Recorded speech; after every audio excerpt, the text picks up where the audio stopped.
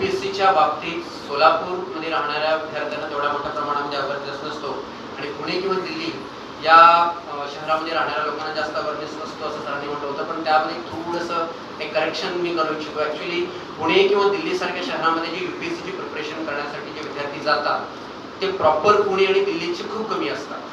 त्या शहरामध्ये जाणारे, तिथे जाऊन अभ्यास करणारे, प्रोफेशन करणारे आणि UPSCचा एन्व्हायरमेंट तयार करणारे मॅक्झिमम विद्यार्थी, maximum means 99% students in both Pune or in Delhi or maybe in Pune or maybe in Hyderabad or in Chan.